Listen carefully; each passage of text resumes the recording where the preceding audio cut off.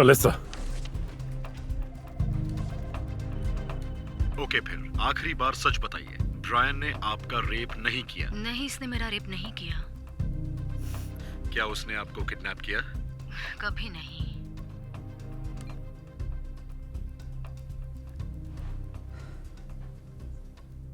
Amazing. उसका पूरा confession मिल गया है हमें। क्या उसे पता था? इस बंदे ने उसे बताया था कि रिकॉर्डिंग हो रही है? नहीं नहीं, पर वहां पर एक साइन था जिस पर लिखा था कि this room is being monitored. Wall पे साइन था, बस इतना ही। जस्टिन, आपने कहा था कि मुझे कुछ एक्स्ट्राऑर्डिनरी चाहिए और वही मैं लेकर आया हूं। कनीशा सच बोल रही है, वो सच बोल रही है। इट्स अमेजिंग ब्रायन, सच में मैंने ऐसा कभी नहीं देखा, लेकिन फिर भी ये कोर्ट नहीं मानेगी। हम इसे पेश नहीं कर सकते। तुम कैलिफोर्निया में किसी की भी वीडियो रिकॉर्डिंग उसे बिना बताए नहीं कर सकते।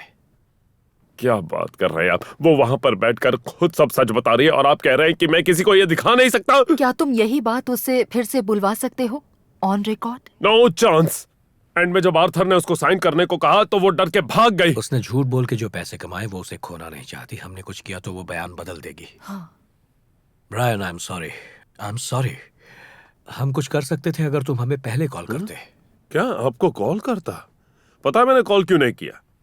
क्योंकि जब जब मैंने आपसे मदद मांगी आपने मुझे भाव नहीं दिया, जो आप आज इस वक्त भी कर रहे हैं। ऐसा कुछ नहीं हुआ। बार बार मुझे बस ये बताते रहते हैं कि कैसे सिस्टम सड़ा हुआ है और सच मायने नहीं रखता। सच मायने रखता मुझे है। पता है, मैं सब समझता हूँ और मैं ये मानता भी हूँ। मैं मानता हूँ वो टेप एक बहुत ही अहम सुराग है, मैं ये जानता हूँ, लेकिन हम उसे लीगली कोर्ट में पेश नहीं कर सकते। ठीक है, रुकिए। ठीक है, चलिए छोड़िए, भूल जाइए टेप के बारे में। ओके, आपको कुछ एक्स्ट्राऑर्डिनरी चाहिए था ना? मैं आपको बताता हूं इस केस में एक्स्ट्राऑर्डिनरी क्या है। मैं यहां हूं, ये एक्स्ट्राऑर्डिनरी है। मेरा यहां होना एक्स्ट्राऑर्डिनरी है। आप कभी जेल में गए हैं? और आपके किसी क्लाइंट को मिलने के लिए नहीं, कभी आप सलाखों के पीछे गए हैं? मैंने अपना 17th बर्थडे और उसके बाद के 60 दिन एक काल कोठरी में गुजारे हैं। मैं लगभग मर ही गया था, लेकिन मैं बच गया क्योंकि मेरे साथ कुछ हुआ, कुछ वाकई एक्स्ट्राऑर्डिनरी। कोई मिला एक्स्ट्राऑर्डिनरी।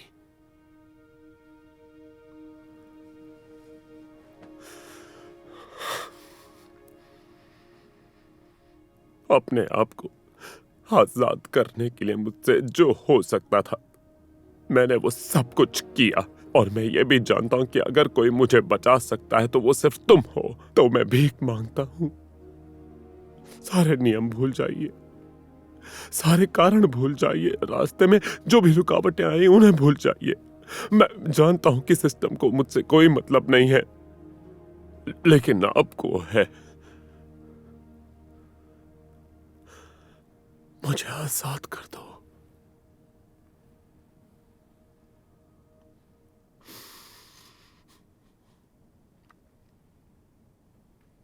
ओके।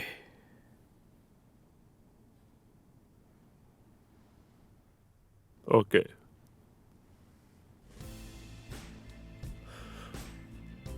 ओके।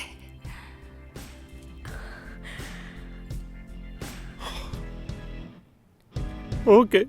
ब्रायन ने 10 साल गवा दिए और हमारे पास सिर्फ 10 महीने उसे बेगुनाह साबित करने के लिए। क्यों? क्योंकि जब तक केस स्टेट सुपरविजन में है तब तक ही हेबियस पिटीशन वैलिड रहेगी। बिल्कुल सही कहा। अगर 10 महीने में हम उसे बेगुनाह साबित नहीं करते तो उसका पैरोल खत्म होते ही उसे दोषी मान लिया जाएगा। 99% हेबियस पिटीशन रिजेक्ट की जाती है, इसलिए ये काम जितना लग रहा है उससे कहीं ज्यादा मुश्किल है। हे बारबरा, जस्टिन ब्रूक्स बोल रहा हूँ।